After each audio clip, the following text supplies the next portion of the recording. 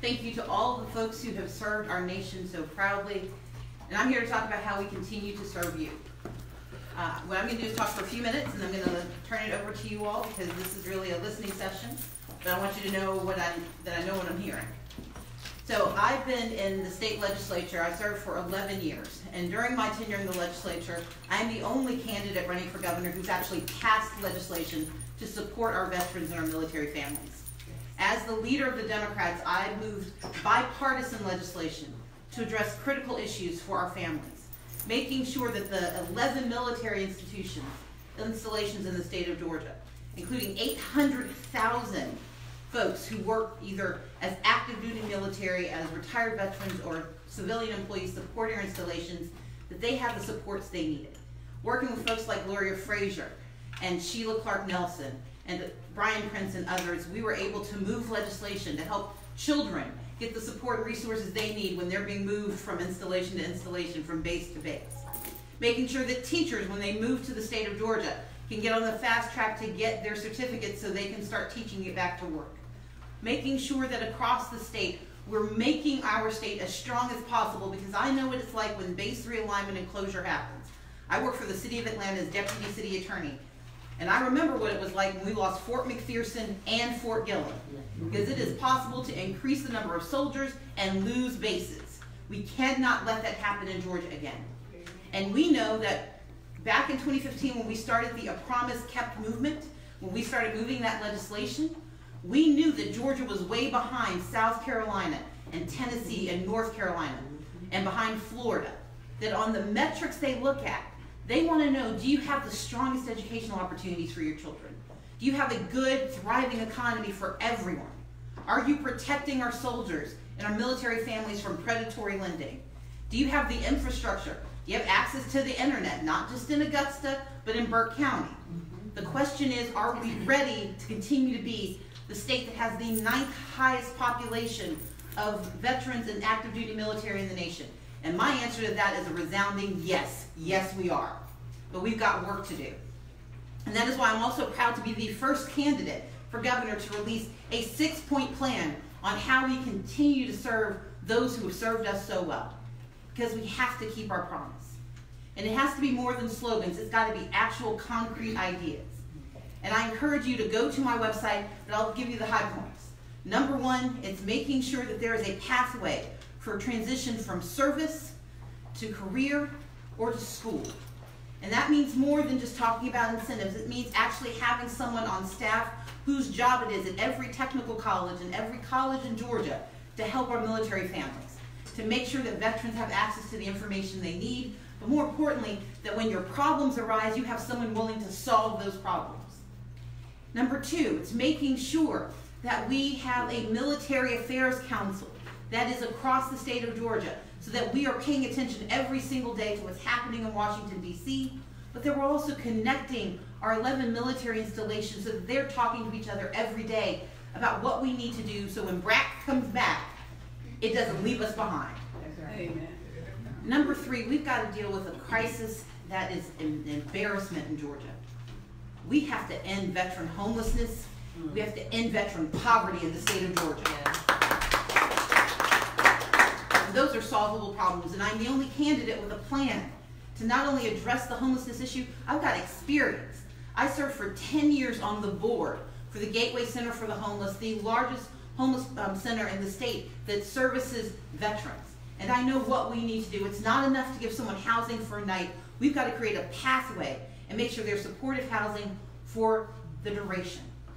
But it's also addressing the mental health and substance abuse treatment issues that so many of our veterans face, and some of the families of our active duty military. And until the state of Georgia expands Medicaid, we will not have the resources to do our work, which is why my first responsibility as the next governor of Georgia will be the expansion of Medicaid and the acceptance of $3 billion to which this state is entitled every single year. That's what we're going to get done here. But we also have to think about, how do we respond every single day to the challenges and the crises that face our families? How do we make sure that those who serve us are getting service themselves? And I intend to be the governor who is responsive every single day to the conversation of how do we increase the number of jobs, how do we close the pay gap, how do we make sure that the folks who work on our military installations are making a living wage, but more importantly, how do we make sure that those who live in our rural communities, we have 190,000 veterans who live in rural communities, which means they've served us, but now that they've left service, they don't have access to hospitals. They don't have access to the internet. They don't have access to the very things that make life better for all of us. And I'm going to be the governor who focuses like a laser on our 190,000 military veterans. And as I close, I'm going to talk about the women who have served our country. Yes. Yeah. You all have done extraordinary work.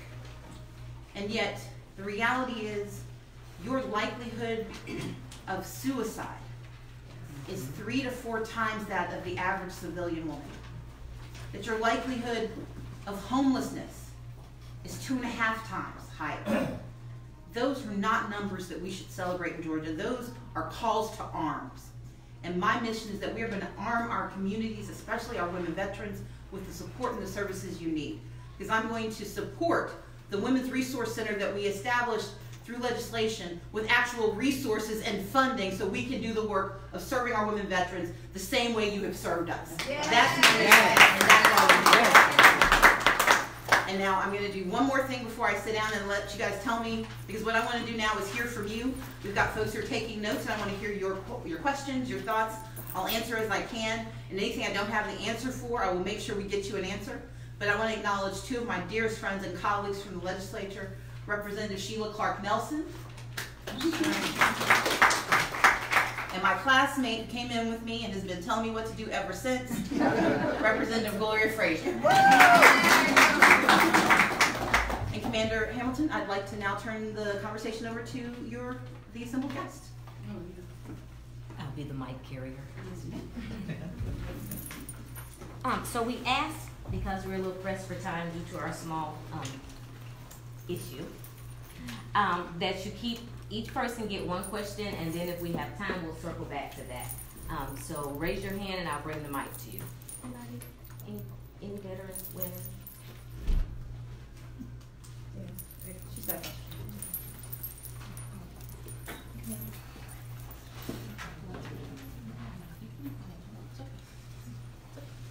Yes, ma'am.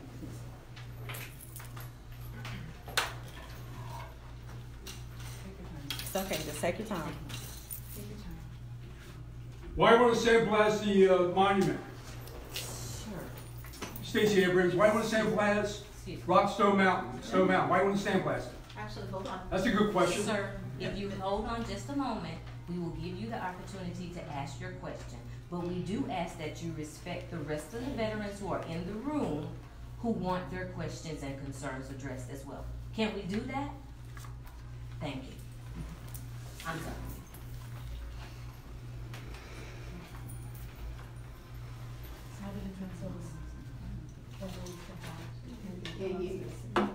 How are we going to start helping those veterans who have dependent spouses? Because that is something that is very, very hard to look upon.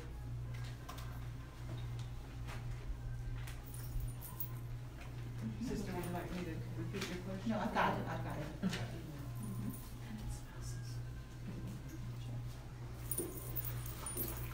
So the question, and a very important question, is what do we do for those who are active duty or who are retired veterans who have dependent spouses? And that's something we started to address during my time in the legislature. The first is to make sure that anyone who is trained for a job can get a job in the state of Georgia, especially our military. Georgia has made it difficult for folks with licenses in another state to transfer those licenses to Georgia. You're a teacher in another state, you have to wait up to 2 years to be able to teach in the state of Georgia, which means you're 2 years out of work.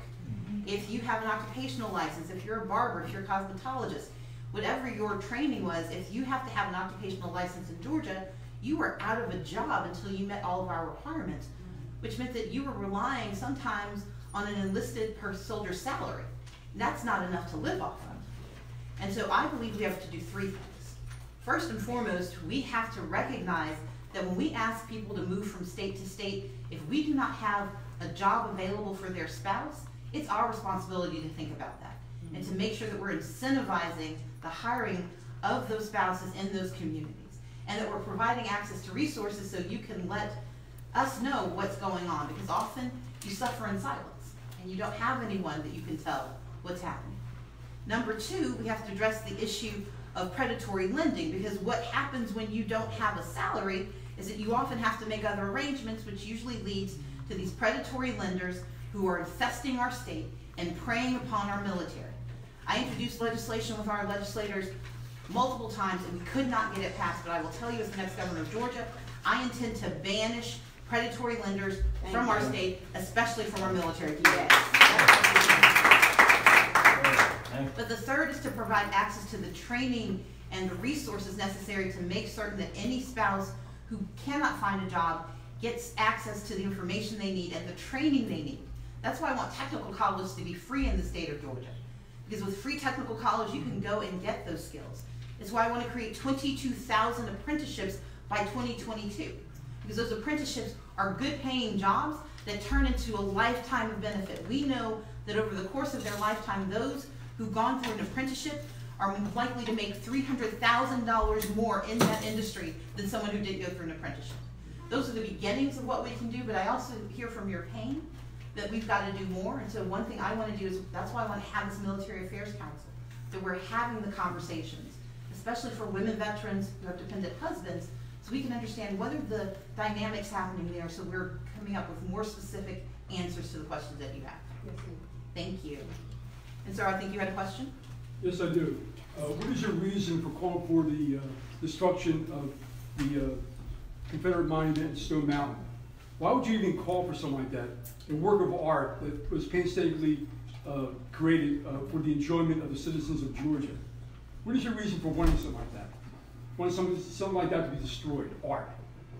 Why would you want that? Let her answer. It's okay, guys. Okay. I've said this repeatedly, and I will again respond. If you remember August of 2017, two grotesque things occurred. One, Nazi sympathizers and white supremacists mowed down Heather Heyer with a car because she was a civil rights activist who said that the Confederate monuments that were standing in Charlottesville needed to be removed because they were monuments to domestic terrorism.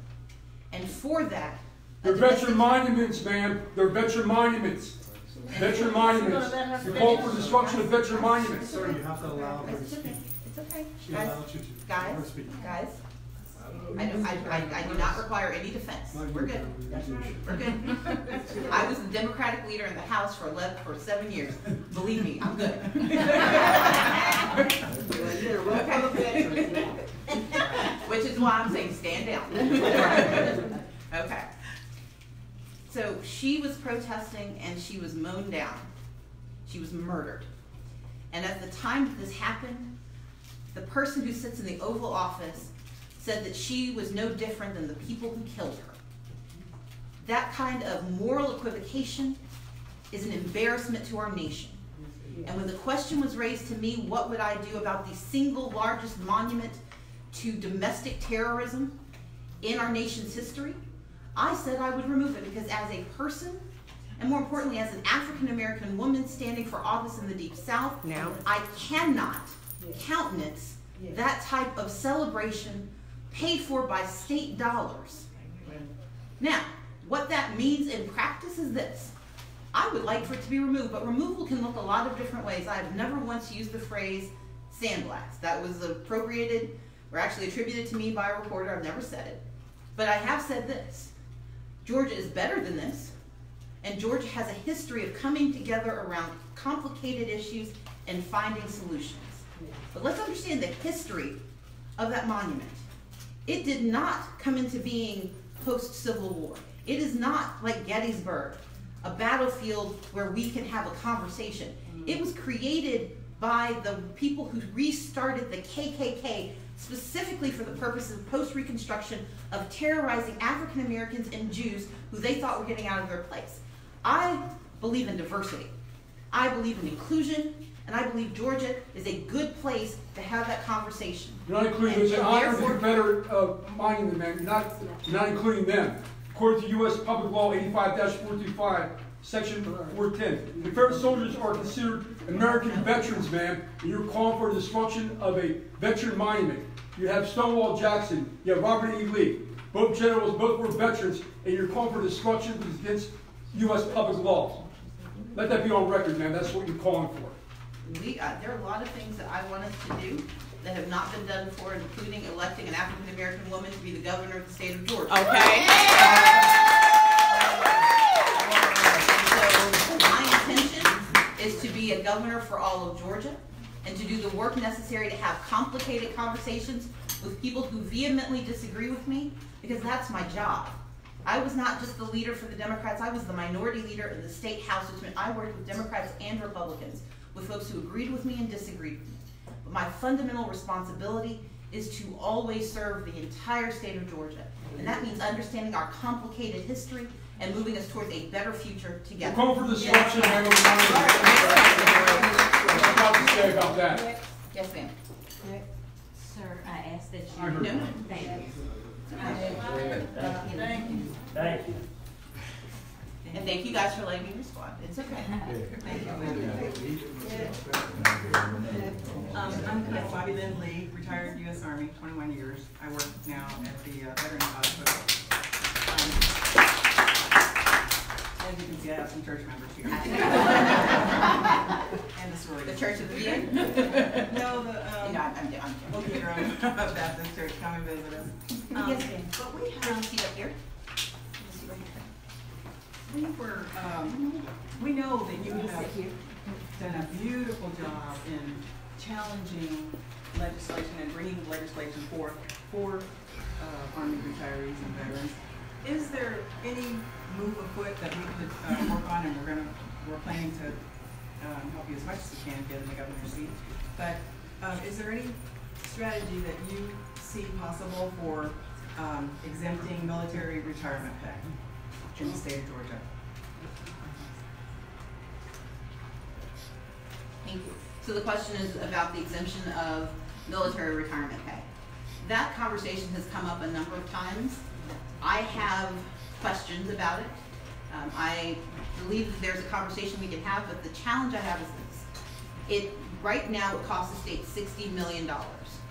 And when we think about allocation of funds and resources, Georgia already has on the books a fairly generous tax exemption for retirement pay. It's not specific to military families, it's specific to seniors. My issue is this. We have priority issues in Georgia. We have areas of the state that have no access to hospitals or medical care at all. And we know that that will cost us $136 million per year to draw down the $3 billion to which the state is entitled. And in terms of priorities, my priority is that. I know that in education, we have not fully funded education the last 20 years until this past year.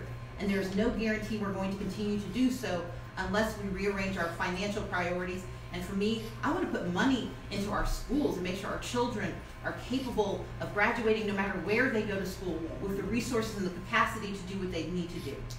I know that we have a state where folks are disconnected because there is no access to rural broadband, and that lives are at risk, futures are at risk, and people are fleeing rural communities because they simply cannot get connected. That's a massive expense for the state of Georgia. And so when I prioritize the things we need to do, I will say this. I know that there are some who choose to move to other states, but I do not believe it's solely based on a tax exemption from their pay. I think it's because of the kind of state that we have and what we offer in terms of resources. And I want us to be the state where people want to stay because they know they have access to the internet. They know they have access to medical care. They know their children will have, well, let me ask you to move over a little bit because I'm talking more. It's okay. They know that they have children who could go to any school in our high school, any elementary school, any middle school, but also that they can go to technical college and go to debt-free college. My priorities are these. I want us to put money back in the pockets of hardworking Georgians through an earned income tax credit and make sure that our 0 to 3 children have access to high quality early learning. And so, yes, I put military veterans at the top of my list of things we need to do, but I'm not sure an exemption of pay for military officers is the priority that I would put first. Yes, ma'am. If you say really loud, I'll repeat that. No, my name is Wina Richardson, and I'm a retired federal employee, retired social work executive. My question is that so many of our veterans, especially female veterans and rural veteran families, cannot advocate for their own care. They are lost. They cannot connect the dots to get the care they need. How can we, as a Georgian, provide the resources and services for those citizens, or those veterans, or those caregivers who need these advocates to advocate for their care? Absolutely. What I would like to do are a couple of things. One, I'd like to replicate what I was actually able to accomplish working with Governor Nathan Deal. So I am a huge advocate for kinship caregivers. Those are those grandparents and others raising children. And we know that in the military community, there are a whole lot of them. Those folks who have taken in children because of deployments or because of challenges and have had these children in their care for years but never got the resources to support those children. Working with Governor Nathan Deal, we created a kinship care enforcement administrator, a position whose sole purpose is to connect the dots and connect the Department of Aging and DFACS and all those community groups that have to talk to one another. But in addition, we created more than 100 navigators whose only job is to travel the state of Georgia, helping people understand what resources are available and understanding how their challenges come to be. And this is part of the conversation we can have about dependent spouses. It's having the kind of navigator system in the state of Georgia for our military families and for those who simply need to understand how to connect the dots. But the other piece we did was get $15 million per year added to the budget to pay for things. And that's part of the other piece that I would do. I would look at making sure we're increasing our budget allocation to the Women's Veterans Resource Center, which was created in 2017 via legislation, but I do not believe has gotten adequate funding or adequate notice. We need to make certain that there is statewide recognition of our women veterans because you all have a specific set of needs that are not like anyone else. Exactly. And we have to have a governor who understands that sometimes women aren't always given the due that they aren't always given what they are due, and sometimes deserve to have specific access that helps them build their connections, and that would be my mission. Good. Okay. Yes, sir. And then, yes, ma'am. Robert Bledsoe, U.S. Army in 30 years, Vietnam veteran.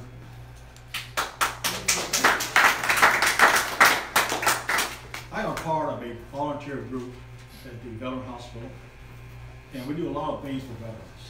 Compensation, helping with their claims, benefits, stand down, you name it. Anything that the veteran needs, we volunteer, we help them do those things. Wheelchairs, walker, canes, things like that. But there's one concern that we have, and it's kind of lacking, we need your support. That is the drivers who take the veteran from their house to their appointments. We have about 29 drivers from the entire state of Georgia who does that. But we need more. And the main thing is, like I said, there's a lot of bills out there, they need to get to their appointment. And we can get some help in a way to offset the volunteer with that program. Absolutely. And what you identify is actually true for the entire state. We need paratransit. We need assistance. We need driver assistance. We need to connect people to communities. If you live in Taylor County, you don't have a grocery store or a hospital. You have to rely on public transit coming out of Columbus to get where you need to go, and that's if you're lucky. And woe betide you if you have a non-emergency medical issue in Hancock County, trying to get somebody to come and get you and take you where you need to be. And so for me, I think absolutely yes on veterans to start, but that's the beginning of a conversation because we need to expand access to transit for everyone. And when we think about transit, most people just think about MARTA. It's not just about big buses or trains taking people folks places. It's about buses of any kind, vans, connecting people to their communities. And again, Georgia has 190,000 rural veterans. That's 190,000 reasons for us to put this at the top of our list of work to do. Yes, ma'am, then yes, ma'am, and then yes, ma'am. Good afternoon. Evelyn Teachy, Inspector General of 29 years, I'm a nurse corps. My question has to do with the same services that have been asked. When you continually have to call the VA You're on the phone for 20 minutes. You go from place to place. The positions have changed before you can even get there. How can you manage that type of service? So the reality is the VA hospital is a federal issue, and it just so happens the person running for Congress from this area just walked into the room. And so I don't know if you want me to put you on the spot so you can try to answer that. It's a question on the VA? The question on the VA. Yes, so the VA is a particular concern. You know, we have 2 VA hospitals within this district, one in Dublin, of course, here in Augusta. The Dublin hospital is ranked last out of all of the hospitals. Yes, and it is shocking to me. It is unacceptable, and we are not keeping the promises that we've made to veterans. Make no mistake about it, my opponent plans to go to Washington and participate in the privatizing or the reneging on the promises that this country has made to veterans. If we really want to get to work at solving the problems at the VA, we can do that. It's not a matter of can we do it, it's a matter of will we put the resources there to take care of those promises, those sacred obligations that we've made, and there's no greater task that a congressman has than to make sure we take care of the men and women who stood in defense of this country. Thank you. Can we have your name? Francys Johnson. I'm running to be the congressman from the 12th Congressional District. This is the hometown of James Brown, right? Yeah. Hardest working man in show business. I'm the hardest working man in this midterm. I want to add one other piece to this, but part of it is that we also have to make sure there are medical facilities and medical access for everyone, because while you're waiting for the VA, sometimes you still need help. And that is why my mission is to expand Medicaid in the state of Georgia. Medicaid expansion, I want to put this in context. In the state of Georgia, we give away $8 million a day to Kentucky, Ohio, Indiana, California. $8 million a day to which the state of Georgia has been entitled since January 2014. And so every day we don't expand Medicaid, we forfeit $8 million a day. If we were to accept Medicaid expansion, we would have to put in, the price tag is $250 million to start. After savings, it's actually $136 million. But for $136 million, we draw down $3 billion in federal funding. So raise your hand if you would not give somebody $1 if they promised you $10. I got another question, I'm sorry. It's okay. I'm sorry. It's okay. So let me finish these questions. I'll be right back. So here's the thing. Because of that, because we've refused to expand Medicaid, that's why 7 rural hospitals have shut down. Yes. That's why we have a doctor shortage, because we don't do high enough reimbursement rates for our doctors or our nurses to make sure that they can provide services. It's why we can't say telemedicine, because most folks can't get to telemedicine because they don't have the internet. But we also don't have doctors who are capable of doing the work. Medicaid expansion brings $3 billion worth of investment, and it creates 56,000 jobs in Georgia, 60% of which are not in Metro Atlanta. That's right. Wow. So these aren't jobs, these aren't Atlanta jobs, these are Augusta jobs. These are Hepzibah jobs. Yeah. These are jobs across the state. These are Dublin jobs. These are jobs for the entire state of Georgia if we expand Medicaid, and that's the only way we're going to solve our health care crisis here. I can't do a thing about the VA, but that's why we got to get him elected. That's right. Okay, yes ma'am. Hi, my name is Melissa Borders, and I have a twofold question. The first question is for service connection disabilities. At one point in time, it took over 6 months to get a response back. They have since made that better. However, they put into play that if you have a fully developed claim, that means that if you have sent all your records forward and everything else, they can get you an answer back on your disability with connection within 30 days. Well, I'm here to tell you that it's not happening. It is not happening, and in addition to that, when you contact them, they're very rude to you on the phone as far as getting an answer back to you. I am a living witness of that. That's the first thing I want to put forth to you. The second part that I want to put forth to you is that when you go to the VA and you have a condition that the VA cannot handle and they outsource it to another hospital, such as Augusta University doctors or whomever they may outsource it to, well, you get that bill. Yes. Not only do you receive that bill, but you get hounded for that bill. Yes. And then, because of the fact that if you have a life-threatening condition, they will continue, you have to continue to get a consult over and over and over before you can be seen at that outside hospital where the VA cannot handle that situation for you. So I want to make you all aware of that, because I'm a living example of what happens to a person when they're being hounded with the bill constantly over $100,000 for something such as chemo treatment. Oh, yes. Well, thank you. I apologize. I'm not in Congress, and I'm not the person in charge, but as an American, I apologize. Yeah. But I'm running to have some oversight over what you're talking about. I want you to know a little bit about my background. I've been a VA accredited attorney my entire practice, and my practice is in Statesboro, so we service a lot of folks from the Fort Gordon and from the Fort Stewart and Hunter Army Airfield service area. And more veterans live in this part of the country than any other part of the country between North Carolina, South Carolina, Georgia, in this triangle, in this rectangle, if you will. Let me say this. Not only is the plan to privatize, but to get us to that plan, they've exacerbated the problem by reducing reimbursement rates for TRICARE and for the program that you're on right now. Not only that, but every time we outsource those bills, there's a delay in the provider being paid, and that's why you're being hounded. So the same statements that number 45 has made about all of our health care under the Affordable Care Act, let's let it collapse, is that plan that my opponent and 45 have in terms of the sacred promises they made to veterans. They want to exacerbate the problem to the point where people throw up their hands and simply say, hell with this. And it is untenable. And like Governor Abrams, I apologize that you're having to endure this. But when I'm a member of Congress, people will be held accountable for the way they treat the servicemen and women of this country.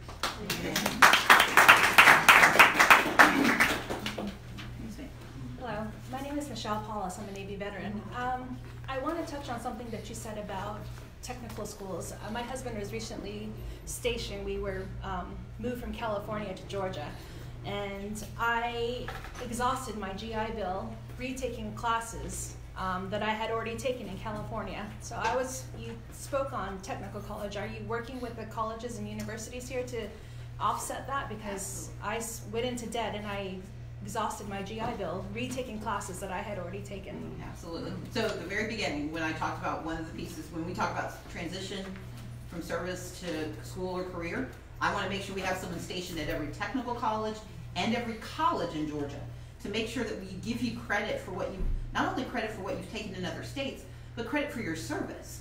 Because sometimes you have skills that far surpass what you were taught in any classroom, and you should get credit for that. The challenge for the university system is often trying to figure out what's the one-to-one ratio, but that's why we need specialists at our colleges and universities as well as our technical colleges to provide that kind of translation so you get credit for what you've already done, so you don't have to use your GI Bill to prove that you know what you know. Amen. Yes, ma'am? In the swirly pattern? Explain that. I want to piggyback on what Lisa said. One of the things I would recommend is that when there's a shift, a transition to a private institution with the choice program, that there be a case manager to manage their resources, to manage their care, because there's a gap. There's no care. There may be process care, but there's no care and there's no continuity. So you take that back to Congress. That's right. From a practical standpoint, what you said about getting a consult, if you live in a rural county, that's driving to Augusta or Charleston or Dublin, that's a full day. It could even be 2 days, which means you have to get a hotel room. And you have to come back for another consult. You haven't even addressed the underlying issue of why you went to the consult in the first place.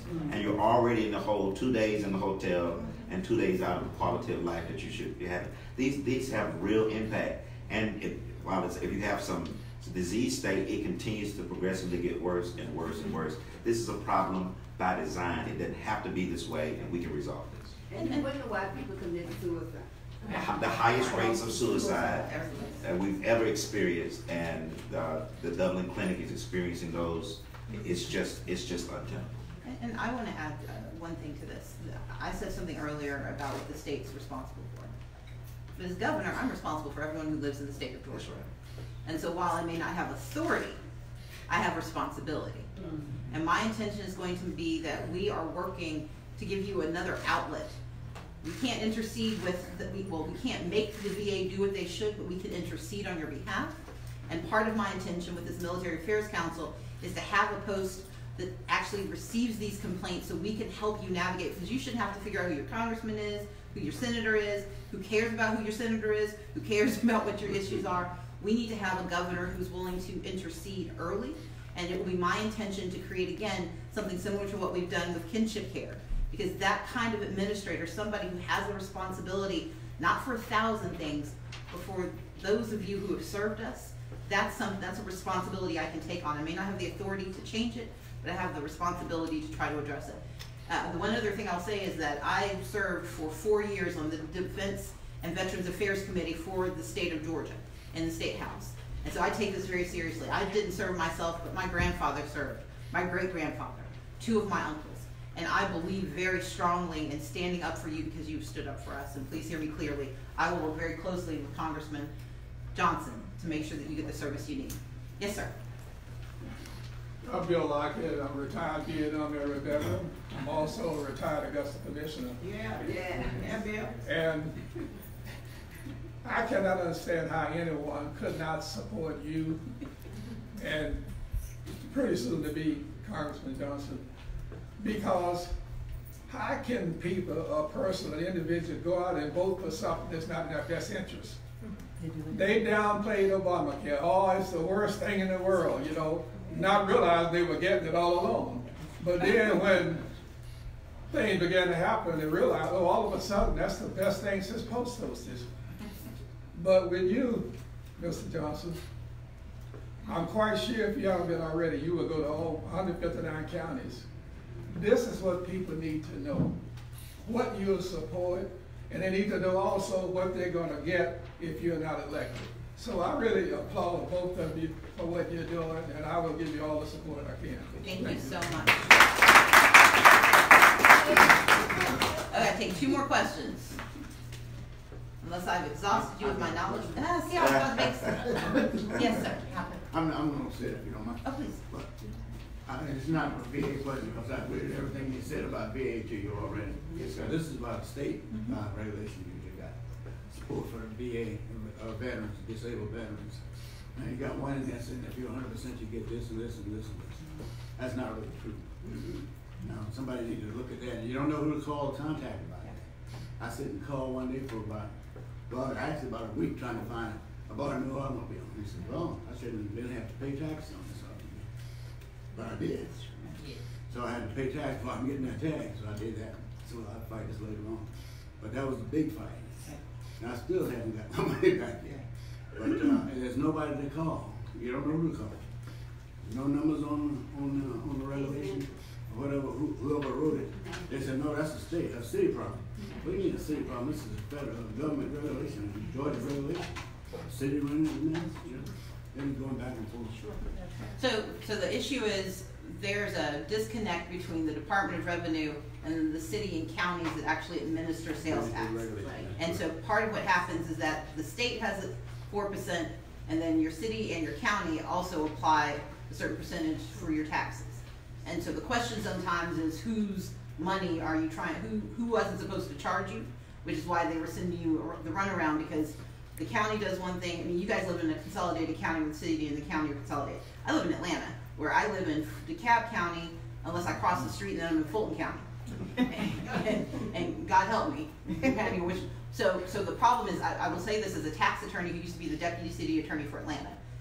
Each municipality or county has its own responsibility, which means that a lot of the time we're asking our vendors to understand whose money they're collecting. They just try to collect it all and they double take the hindmost. But the solution is that this Military Affairs Council having someone who is the point of contact, because often it's just what you ask for. someone to call so you don't have to figure out tax law to get your I money had to back. go the whole thing trying to get to that. Exactly. Find out who's taking my money. Exactly, and the thing is, often, nobody wants to give your money back, because so the responsibility of the governor is to make sure that the Department of Revenue is communicating, coordinating among all of the jurisdictions, the 520 plus municipalities, the 159 counties, to make sure that the right answer is being found and that you don't have to be the one searching. Ms. Evans, you get the last question, make it profound and thoughtful, transformative. I want to applaud Leader Abrams for being in here. I'm a veteran's widow. My husband died in 2003. He was in the Air Force. And even right now, I've been through the appeal process. And right now, I have not even gotten funded. They just keep giving me the red tape about, I need to go through this person, I need this documentation.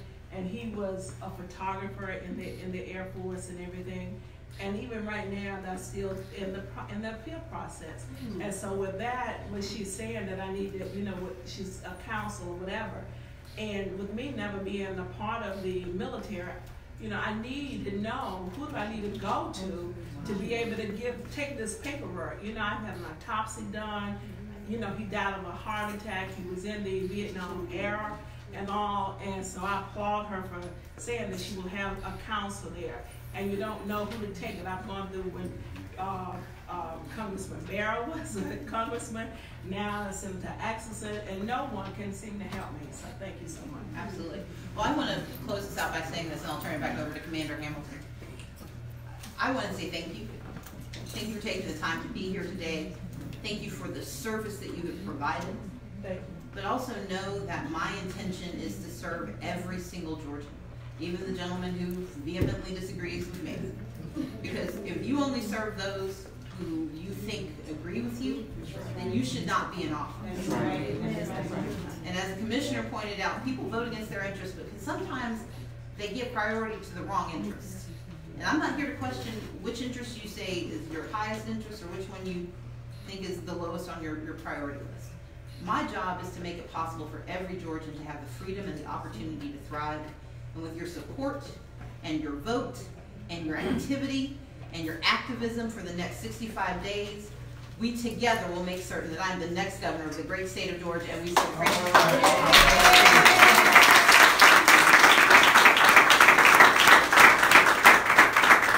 Again, thank you so much for coming out to spend some time with us, Leader Abrams, future governor.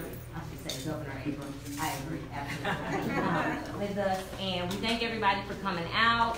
If you haven't had the opportunity, you can grab some refreshments and some waters on the way out. And again, we appreciate you spending some time with us. And don't forget to vote. Don't forget to take somebody with you to vote. Don't forget to tell somebody to vote. Let's get out there and vote. If you need any information, go to StaceyAbrams.com/vote.